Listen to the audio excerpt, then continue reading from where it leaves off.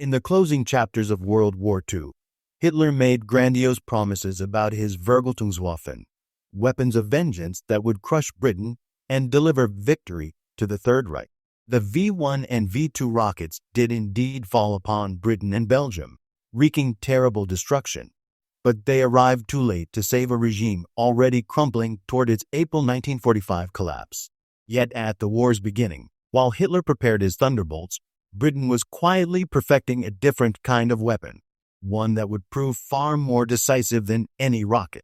This was defensive radar, and it arrived at precisely the moment Britain needed it most, in just sufficient quantity and quality to turn the tide of the Battle of Britain. Historian David E. Fisher would later observe that never before had a single invention played such a clear and crucial role in determining the outcome of such a pivotal conflict. Radar wasn't discovered once, but rediscovered repeatedly across different nations at different times. Yet only in Britain was it developed and implemented at exactly the right moment to make all the difference. Some might argue that breaking the German Enigma codes was equally vital, and indeed, Fighter Command leader Hugh Dowding was reading deciphered Enigma messages during the battle. But those intercepted communications, valuable though they were, couldn't match the immediate tactical advantage provided by radar warnings. Without radars' electronic eye scanning the skies, Britain would likely have lost air superiority in the late summer of 1940, and with it, the island itself. It's difficult to imagine Nazi Germany being defeated had it controlled Britain from October 1940 onward. The story of radars' development began not with scientists but with fear. Throughout the early 1930s, military strategists watched with growing alarm as bomber aircraft grew more numerous and powerful. The prevailing wisdom held that these aerial armadas would prove unstoppable, capable of obliterating industrial centers and entire cities in future conflicts.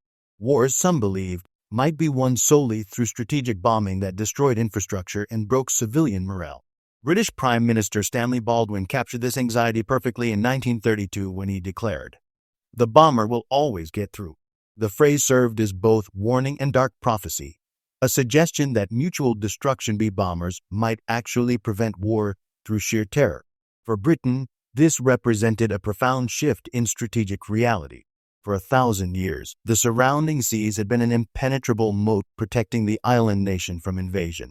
Now, enemy aircraft could span those waters in minutes and rain destruction upon British cities. The nation's ancient geographic advantage had evaporated overnight. Britain's response was to build its own bombers, hoping they might serve as deterrents, while also developing fighters to defend against enemy air raids.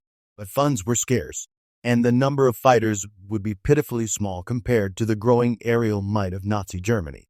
The mathematics of aerial warfare painted a grim picture. If Germany launched an air war against Britain with superior numbers, British fighters would gradually be worn down through attrition.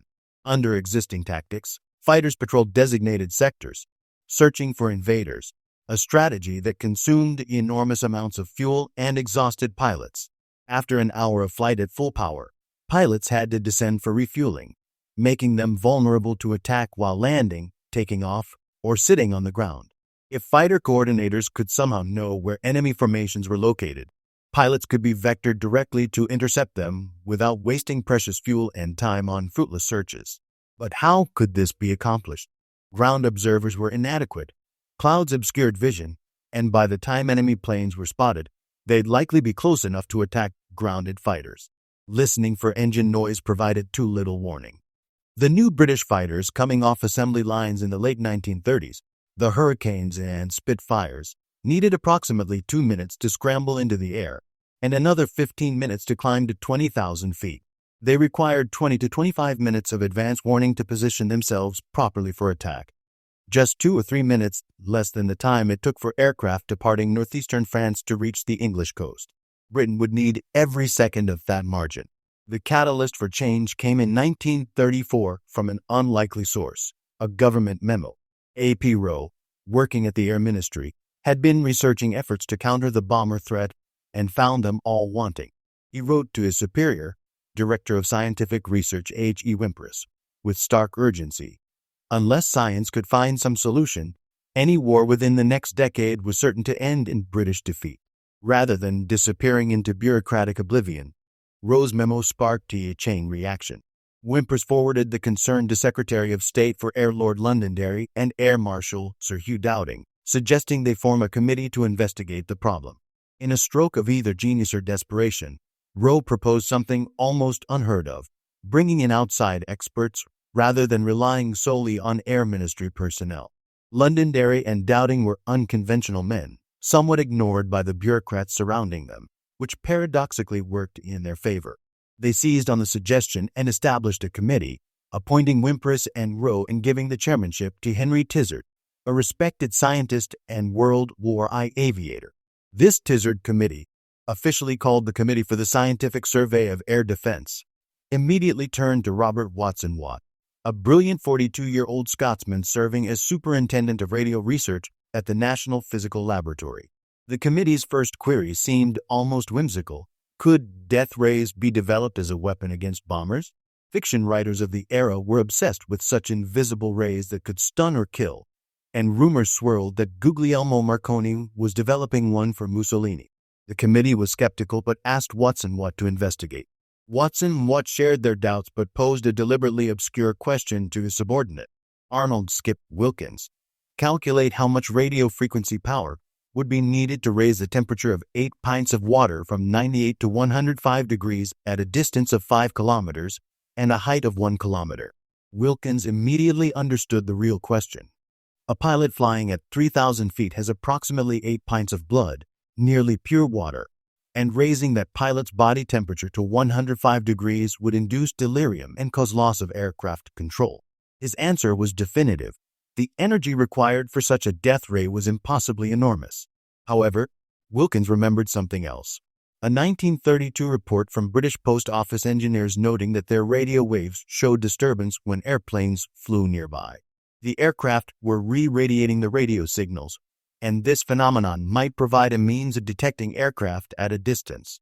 Scientists had known for years that metal objects like ships and airplanes interfered with radio waves, though this was generally considered a nuisance. In the 1920s, researchers at Anacostia Naval Air Station in Washington had noticed radio wave interference when ships passed and suggested using this effect for harbor defense. Nothing came of it, though by the 1930s Americans, Japanese, and Germans were all exploring radio wave detection systems. The British, perhaps because they had suffered bombing raids during World War I, approached the problem with particular defensive urgency, determined to understand how radio waves could identify not just the presence but the location and bearing of aircraft. Wilkins and Watson Watt ran calculations and concluded that the optimal radio wavelength for detecting a metal bomber with roughly 75 feet of wingspan would be approximately 75 feet, a wavelength that could be transmitted relatively easily and whose echoes could be detected with specially designed equipment. They presented their findings at the committee's first meeting in January 1935. Roe checked the mathematics. Whymperis verified them independently. The theory appeared sound. Within weeks, Watson Watt delivered a paper titled Detection and Location of Aircraft by Radio Means, and the committee allocated funding for continued research. Watson Watt's system worked by transmitting a brief pulse of radio waves, initially about 2/10,000ths of a second, later refined even shorter, and then detecting any echo or re-radiated wave of the same type. The time between pulse and echo would reveal the distance to whatever created the echo.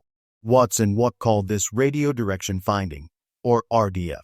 Only later in the war would the British adopt the American term.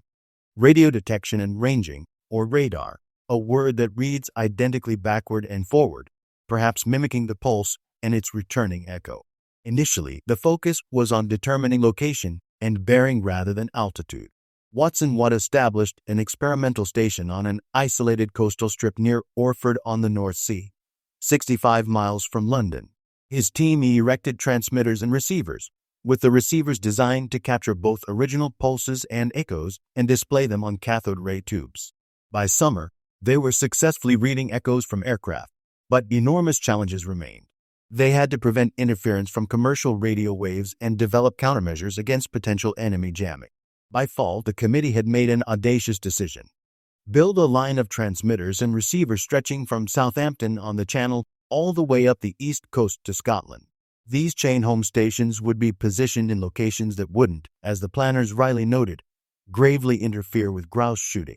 This electromagnetic curtain would pulse outward continuously, ensuring no aircraft could approach Britain undetected. The system couldn't work inland. Once bombers crossed onto British soil, detection would shift to ground observers tracking their progress visually. Determining altitude proved particularly vexing.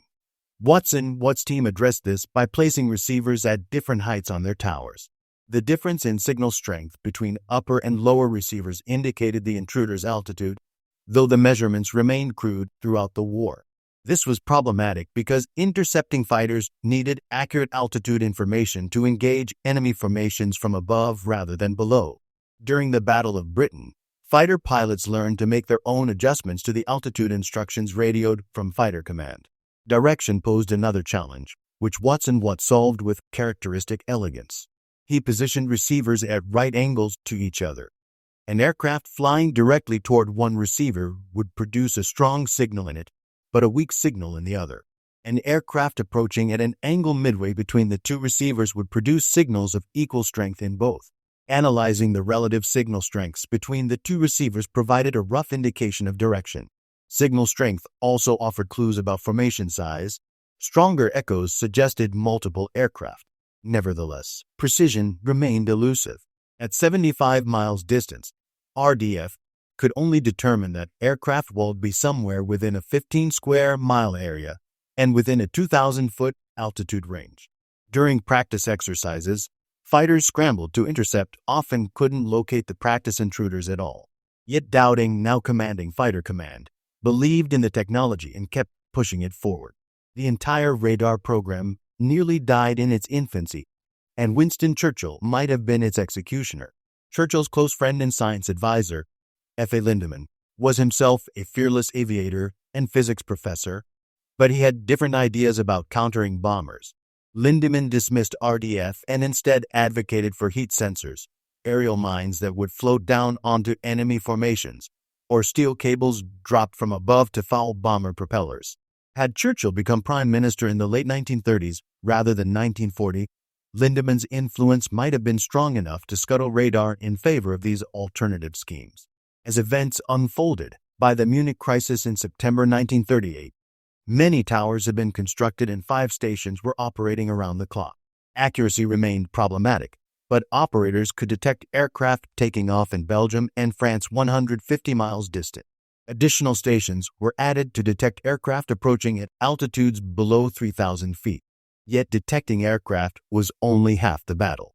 Engineers had to solve equally vital problems of communication and coordination, determining whether 2 RDF stations were tracking the same aircraft group or different ones, resolving discrepancies in location and altitude estimates, assembling information rapidly, and routing it efficiently to fighter groups, then squadrons, then individual pilots, all fast enough for fighters to arrive over the intruders with the sun at their backs.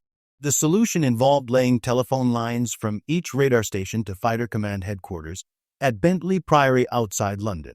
Radar results flowed to an underground filter room where information was organized and synthesized. At the room's center lay a large map of Britain and the nearby continental coast. When aircraft groups were detected, their numbers and positions appeared as red markers on the map, while black markers indicated RAF squadron positions. Women from the Women's Auxiliary Air Force used croupier-like rakes to slide markers across the maps as aircraft groups moved. Watt had suggested that women operate the radar scopes at chain home stations, man the telephone lines, and staff the filter rooms, a suggestion that was implemented. Not a few of these women died at their posts when the Luftwaffe bombed chain home stations during the Battle of Britain. Tizard and Dowding championed the new technology with the fervor of men who sensed approaching catastrophe. The RAF conducted repeated tests with mock air raids. Group commanders learned to instantly execute telephone orders to scramble whatever number of squadrons was required. Fighter pilots learned to trust and follow radio directions even when those instructions seemed counterintuitive. One problem remained. RAF planes produced the same radar echoes as enemy aircraft. Engineers solved this by installing a dipole in each RAF plane that altered the re-radiated wave from a transmitter's pulse. The modified echo appeared distinctly different on cathode ray tubes from echoes produced by aircraft lacking the device. The engineers called it identification friend or foe, or IFF, and planes began receiving the equipment in 1939. That same year, Germany nearly discovered Britain's radar advantage. German commercial airline overflights had naturally spotted the 350-foot towers and deduced their connection to radio transmissions. To learn more, the Germans equipped a Zeppelin with radio gear and sent it cruising through international waters off Bawdsey Manor, which had become the center for radio research after the Orford site proved too small. The Zeppelin's mission was to intercept transmissions from the Bawdsey Manor towers. The crew heard nothing. Their radio receivers were faulty. They tried again just 1 month before war erupted, but again detected nothing, this time because British radar happened to be under repair. German radar could detect aircraft at 50 miles, but British radar had 3 times that range and possessed a sophisticated system for processing information and directing fighters effectively. German air strategists never fully grasped this crucial difference throughout the entire Battle of Britain. Yet the system wasn't perfect. On September 6, just 3 days after Britain declared war on Germany, an electronic malfunction showed phantom intruder formations approaching from the continent. RAF fighter squadron scrambled. No intruders existed. In the confusion, RAF pilots attacked each other. 2 fighters were shot down and 1 pilot died. Fortunately, the blitzkrieg in the West lay 8 months away, time enough to eliminate the system's flaws until it functioned with satisfying efficiency. Then the deluge came. The Wehrmacht crushed France, whose desperate leaders begged for British fighters. Dowding resisted as forcefully as he could. He feared for his fighters operating in France without radar coverage. His fears proved justified. Many British fighters were destroyed on the ground, and others couldn't locate German planes with sufficient accuracy for effective interception. RAF losses in France were catastrophic. After June, however, everything changed. Protected behind a screen of electromagnetic pulses, British fighters could be airborne and know exactly where enemy formations were flying and in what numbers. Though outnumbered by German bombers and fighters, the Hurricanes and Spitfires could always pounce, destroy, and survive to fight another day. Committed to battle judiciously, used sparingly and efficiently, they demoralized German airmen while conserving their own strength. Week after week, German pilots expecting the RAF fighters to be finally wiped out from accumulated combat losses were dismayed to see the small formations of swift British planes come at them with guns blazing, appearing seemingly from nowhere, always at the perfect moment, always from the most advantageous position, guided by invisible eyes that saw everything while remaining themselves unseen.